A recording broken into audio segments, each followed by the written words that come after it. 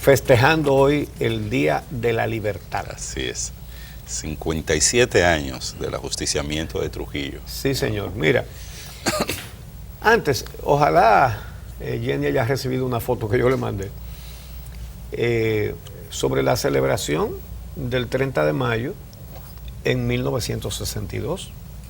En el Cibao eso fue un festival, la fiesta del chivo. Ah. Y todo el mundo celebraba eso al principio, pero llegó el gobierno de Balaguer. Sí. Y comenzaron.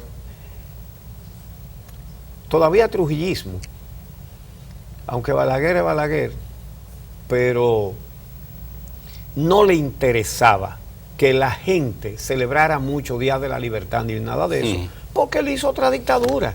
Claro. De otro tinte, pero con muchísima sangre también.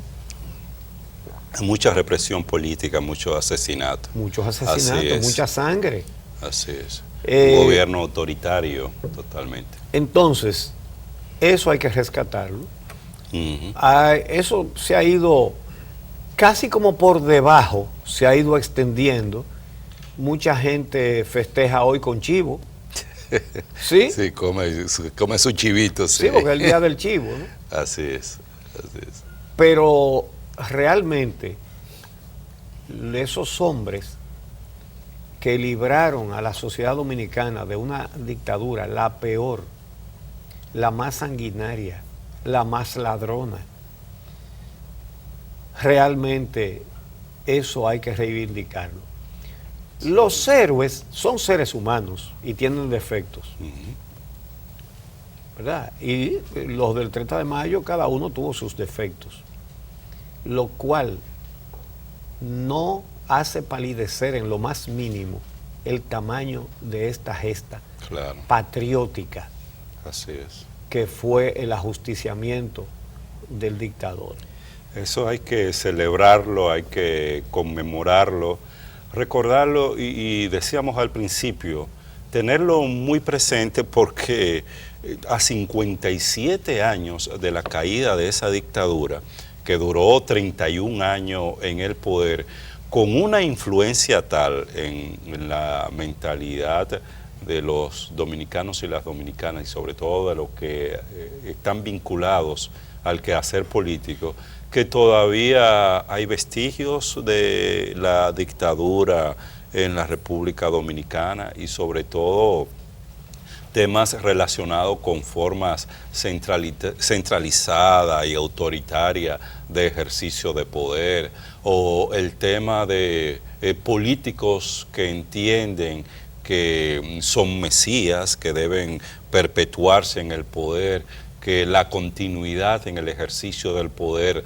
no tiene límites, caudillos en distintas localidades del país que entienden que pueden hacer y deshacer sin ningún tipo de control por parte de otras instituciones públicas, instituciones del Estado. Todo eso tiene que ser erradicado y lo podemos erradicar recordando lo que fue nuestra historia y momentos como este, que como tú señalas, fue un acto patriótico importante que con la llegada de Balaguer al poder en 1966 se intentó disminuir esa gesta, ese acto heroico, indicando que los que ajusticiaron a Trujillo lo hicieron por motivos exclusivamente personales, que no faltaron, porque mucha de la gente, de los héroes que participaron del ajusticiamiento de Trujillo, en algún momento tuvieron cercano a Trujillo y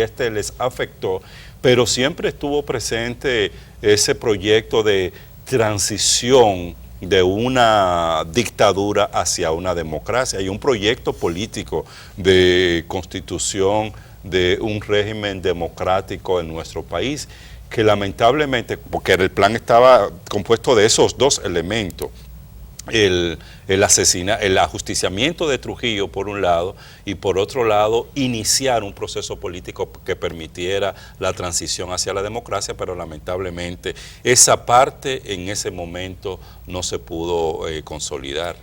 Esa es la realidad. como dije, eran seres humanos, cometieron errores, pero si a alguien se le debe rendir tributo, es a los héroes del 30 de mayo, bueno, a los del 14 de junio, a todo el que luchó contra esa tiranía. Los del 30 de mayo, la mayoría de ellos fueron personas cercanas a Trujillo, sí, que fueron afectados, como tú dijiste, en lo personal tenían problemas personales, pero todas las gestas tienen su germen en asuntos personales. Y eso no le quita ningún tipo de brillo ni validez. Claro. Por ejemplo, Duarte. La familia de Duarte fue afectada por la ocupación de esta parte de la isla por Toussaint Louverture a nombre de Francia. Y Juan José Duarte y doña Manuela Díez tuvieron que irse, se fueron a Mayagüez, a Puerto Rico, alquilaron una casa allá, porque no soportaban el régimen de Toussaint, que inconsultamente a nombre de Francia ocupó esta parte de la isla. No estoy hablando todavía de la ocupación haitiana, sino Toussaint era un general del ejército francés, así es, ¿verdad? Ex esclavo, y que después del Tratado de Basilea, que se firmó, pero que se izó la bandera francesa, pero no ocuparon real y efectivamente en un principio, y siguieron las mismas autoridades, incluso españolas. Entonces vino Toussaint. Impuestos, abusos de toda clase, y gente que primero hizo una lucha válida porque lucharon por su libertad, ¿verdad?, contra la esclavitud, pero entonces vienen aquí y someten a esta sociedad a un régimen de abusos y violaciones, causando la justa indignación de los que vivían aquí. Entonces, la familia de Duarte padeció eso. Eso no está ajeno en el nacimiento de las ideas de Duarte. Eso está ahí. Eso es una realidad. Así es. El matrimonio Duarte Díez tuvo que irse a Puerto Rico. Cerraron su casa, cerraron la ferretería de don Juan José y se fueron. Allá nació el hermano de Duarte, Vicente Celestino, que es el mayor. Y luego de que cesa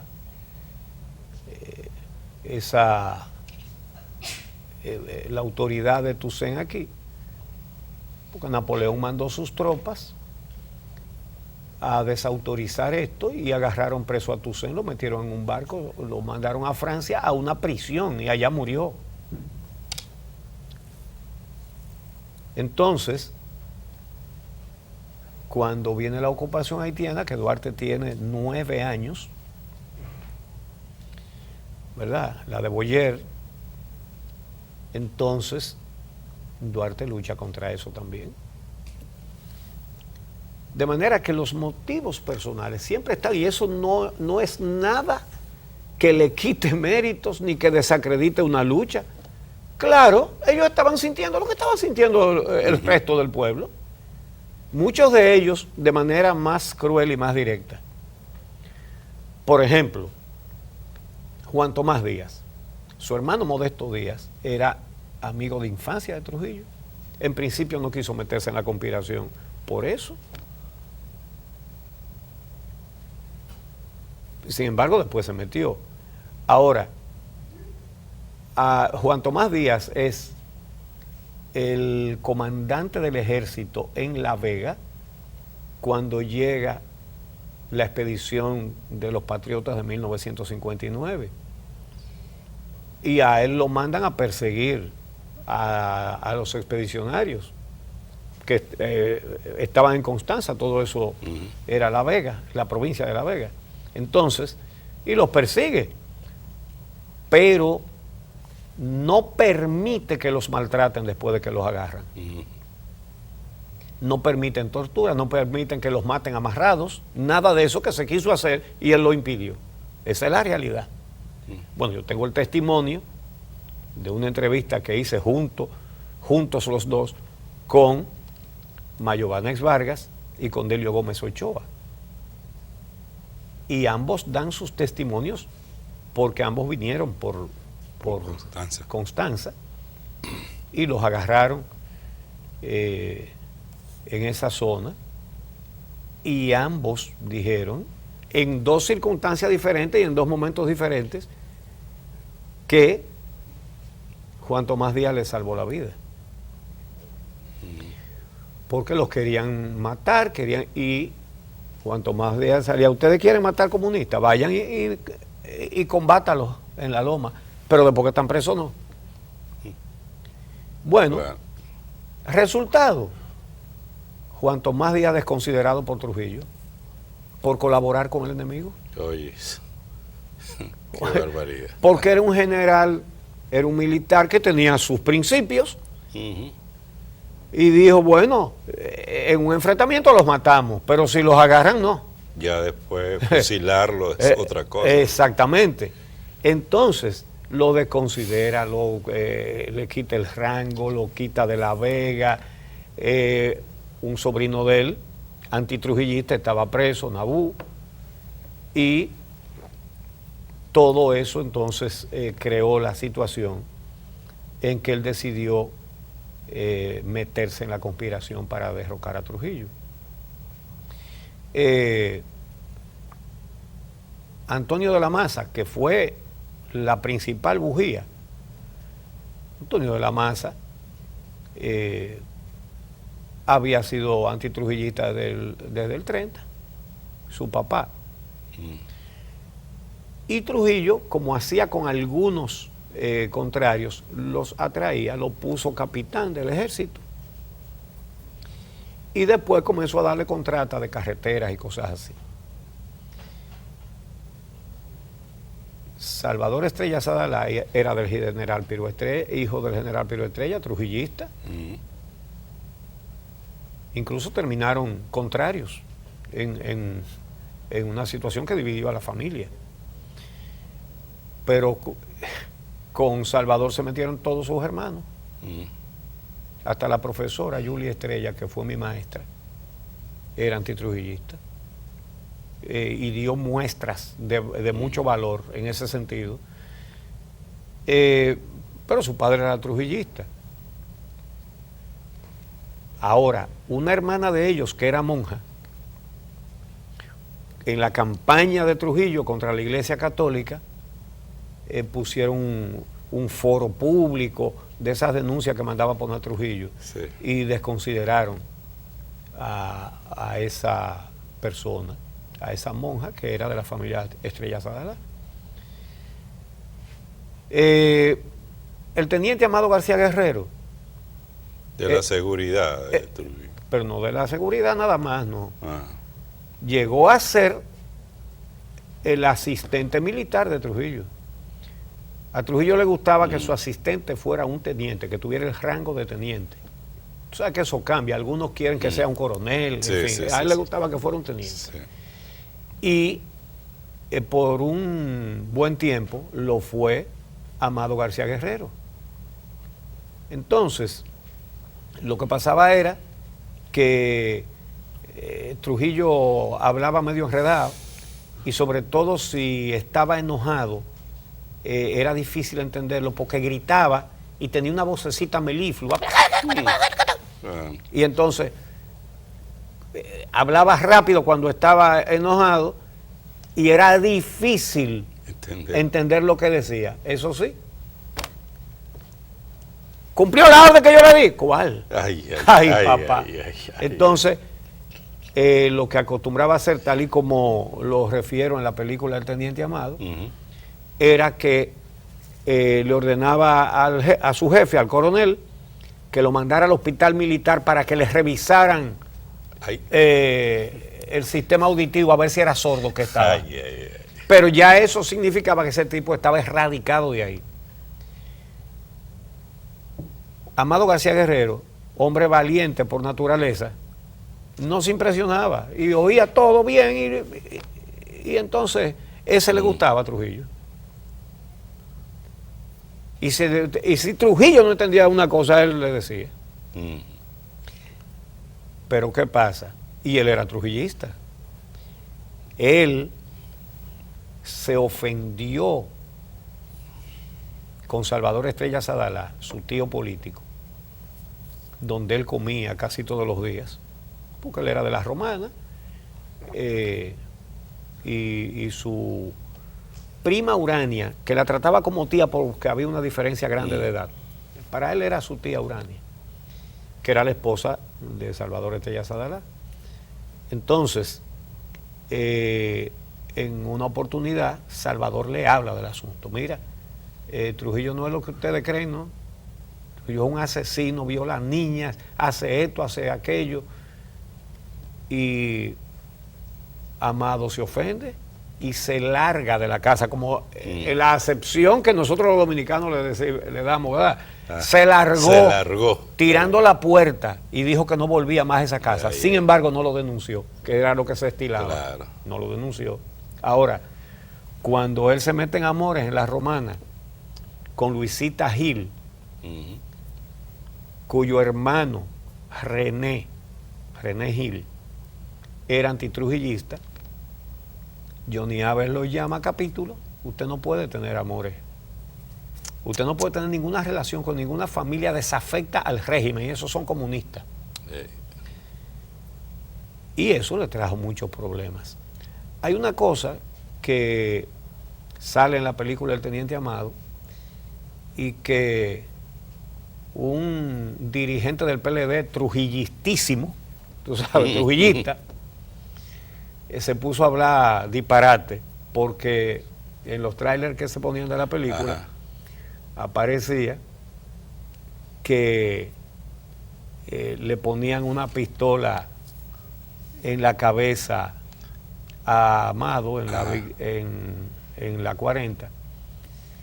Pero en la película eso fue una pesadilla que él tuvo. Pero entonces ese PLDista trujillista, que es parte de los juegos de ficción que se hacen en una película. Claro, vio ese tráiler escena y salió a decir que esa película era un disparate, que eso era mentira, que Amado no lo habían matado que así. No tiene fundamentación histórica. Exacto, sin ver la película, tú sabes. Pero precisamente con el tema de la novia y de la familia de la novia, que era antitrujillista, entonces Johnny Aves, que era la perversidad, lo lleva a la 40 y lo obliga a matar a un preso, pero el preso está encapuchado, tiene una funda puesta en la cabeza, lo obliga a matarlo, lo mata, y después de que lo mata, Johnny Aves lo felicita porque mató a su cuñado. Pero eso lo dijo Johnny Aves, que era su cuñado. No era verdad, ese no era René Gil. A René Gil lo matan tratando de entrar a la Embajada de Brasil aquí en Santo Domingo para pedir asilo. Y lo mataron ahí en la calle, entrando a la embajada. Así es como muere René Gil. Entonces, pero a él lo pusieron a matar a otro preso con una funda en la cabeza. Y él murió creyendo que él había matado a su cuñado. Y lo digo porque don Antonio Inver Barrera, que mañana cumple 2 años de muerto, don Antonio Inver Barrera me dice en una entrevista, y está grabado, que él todavía alegaba, afirmaba y juraba que había matado a su que a quien mató Amado fue a René Gil, su cuñado, porque lo obligaron. Pero ¿por qué don Antonio creía eso?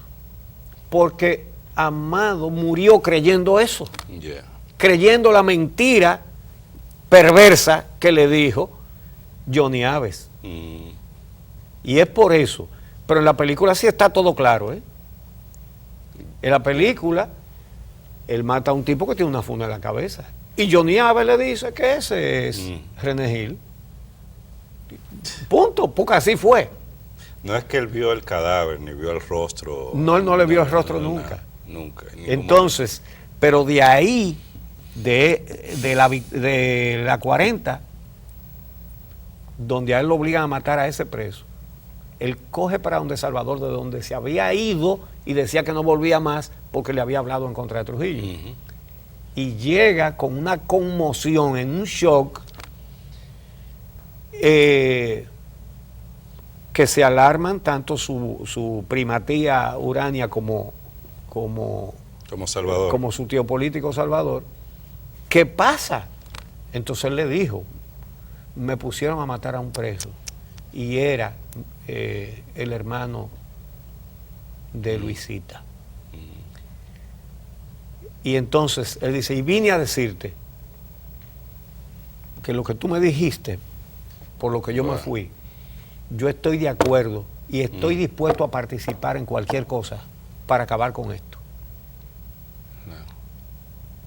Bueno, y se juntaron todas esas cosas. Y tuvo un rol importantísimo el teniente Amado García. No, fundamental. En toda fundamental. el ajusticiamiento. Pero antes de eso, sí, para otro de los hombres clave, que fue Antonio de la Maza, que fue el que dirigió la conspiración, le habían matado a su hermano Ernesto. Lo mataron, lo torturaron y lo mataron. Su esposa, a quien yo también entrevisté, que en paz descanse también, me contó cuando ella fue con la esposa de Ernesto a buscar el cuerpo, y ella me decía todavía, anciana, con ese dolor, me decía, lo mataron a tortura, y lo decía con una expresión en el rostro que le dolía todavía.